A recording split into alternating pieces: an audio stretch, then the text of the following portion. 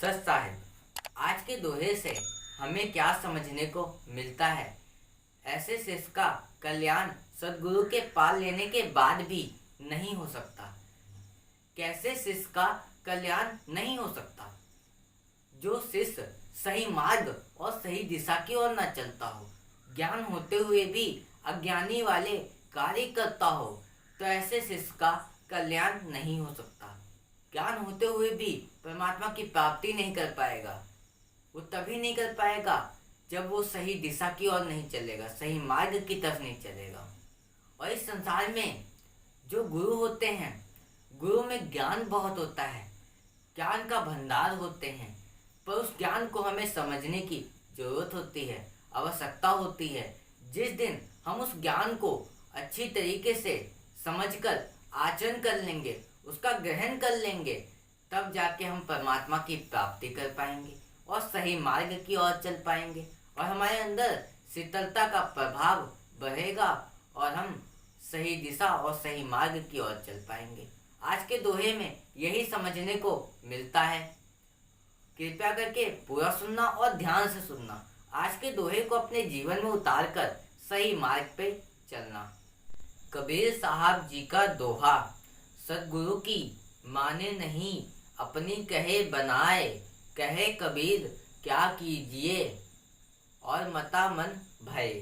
कबीर साहब जी कहते हैं, ऐसे दामिन तथा विश्वासहीन शिष्य जो सदगुरु के प्राप्त हो जाने पर भी उनके उपदेशों को ग्रहण ना करके तुर्क वितर्क करते हैं और अपनी ही मत को सही सिद्ध करने का प्रयास करते हैं, यानी अज्ञानी होते हुए भी जो अभिमान और चंचल या अविश्वस्त बुद्धि का है, तथा जो गुरु पर पूर्ण श्रद्धा एवं विश्वास नहीं रखता, ऐसे शिष्य का कल्याण सदगुरु के पाल लेने के बाद भी नहीं हो सकता। गुरु में विश्वास श्रद्धा अनिवार्य है।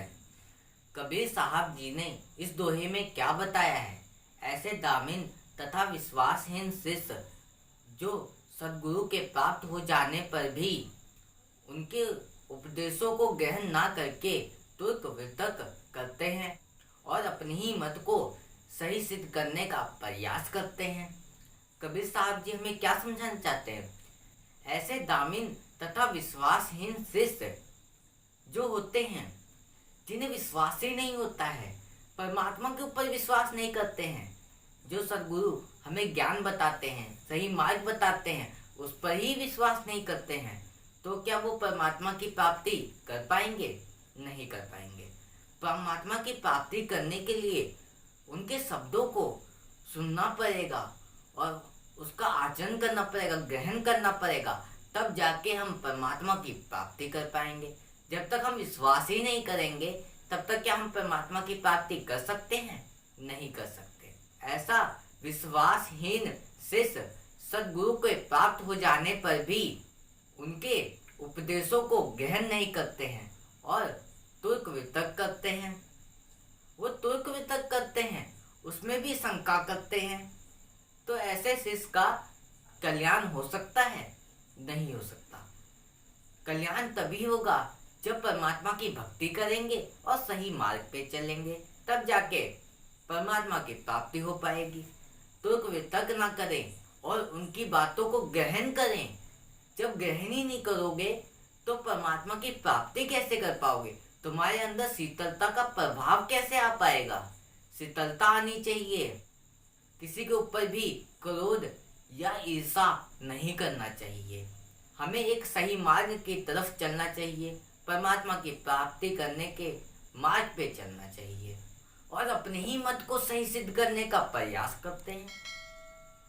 अपनी ही मत को सही सिद्ध करते हैं। कहते कि जब परमात्मा के ऊपर विश्वास ही नहीं रखोगे, कहोगे परमात्मा है ही नहीं, तो आप परमात्मा की प्राप्ति कैसे कर पाओगे? नहीं कर पाओगे। तो परमात्मा की प्राप्ति करने के लिए विश्वास होना आवश्यक है। बिना विश्वास के आप परमात्मा की प्राप्ति नहीं कर सकते। यही कबीर साहब जी हमें बता रहे हैं। यानी अज्ञानी होते हुए भी जो अभिमान और चंचल या अविश्वस्त बुद्धि का है, तथा जो गुरु पर पूर्ण श्रद्धा एवं विश्वास नहीं रखते, ऐसे शिष्य का कल्याण सद्गुरु के पा लेने के बाद भी नहीं हो सकता। गुरु में विश्वास श्रद्धा अनिवार्य है। कबीर साहब जी हमें क्या बता रहे हैं? यानी अज्ञानी होते हुए भी जो अभिमान और चंचल या अविश्वस्त बुद्धि का है, जिसे ज्ञान भी है तब भी वो अज्ञानी वाला कार्य कर रहा है, अभिमान उसके अंदर है, चंचलता है, अब विश्वस्त बुद्धि का है, जिसे ज्ञान भी है, मतलब जिसे ज्ञान होते हुए भी ऐसी बातें करता है कि उसे ज्ञान ही ना हो, तो वो परमात्मा की प्राप्ति कैसे कर पाएगा? नहीं कर पाएगा। जब सद्गुरु की बातों को ग्रहण नहीं करेगा तब तक वो परमात्मा की प्राप्ति नहीं कर सकता। क्योंकि जो सद्गुरु होते हैं वो हमें ज्ञान बताते हैं, शीतलता का एक प्रभाव बताते हैं, परमात्मा की भक्ति मार्ग पे चलो, सही दिशा के मार्ग पे चलो, ये बताते हैं। अपने अंदर शीतलता लाओ, सारे दुर्गुणों को त्याग दो, तब जाके आप परमात्मा की प्राप्ति कर पाओगे। और जब तक अपने अंदर से सारे दुर्गुणों को नहीं त्यागोगे तब तक आप परमात्मा की प्राप्ति नहीं कर पाओगे। तथा जो गुरु पर पूर्ण श्रद्धा एवं विश्वास नहीं रखते, जब आप गुरु पर पूर्ण श्रद्धा एवं विश्वास ही नहीं रखोगे तब तक आप परमात्मा की प्राप्ति नहीं कर पाओगे। आपको विश्वास होना चाहिए, आपने जिस गुरु को बनाया है उस गुरु से ही तुम्हें परमात्मा की प्राप्ति होगी, ये समझो, तब जाके आप परमात्मा की प्राप्ति कर पाओगे।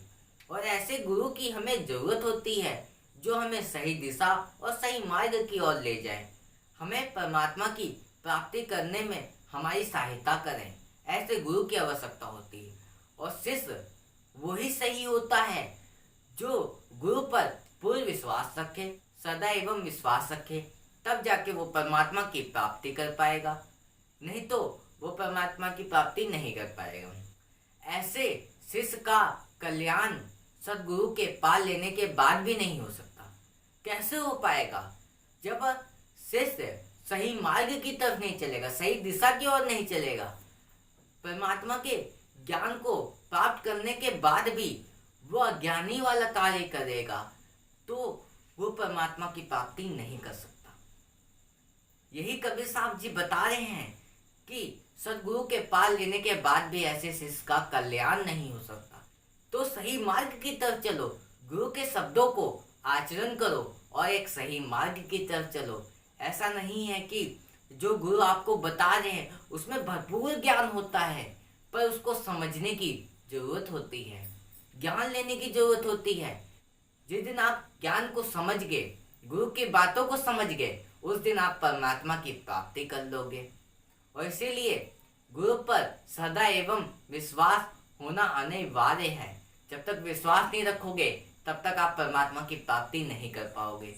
और आज के दोहे में यही समझने को मिला है। तो शिष्य को सही मार्ग, सही दिशा की ओर चलना चाहिए।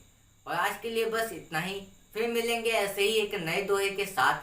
और इस चैनल पर ऐसे ही कबीर साहब जी के रोज नए नए दोहे आते रहेंगे। उसे सुनने के लिए चैनल को सब्सक्राइब कर लेना। सत साहिब।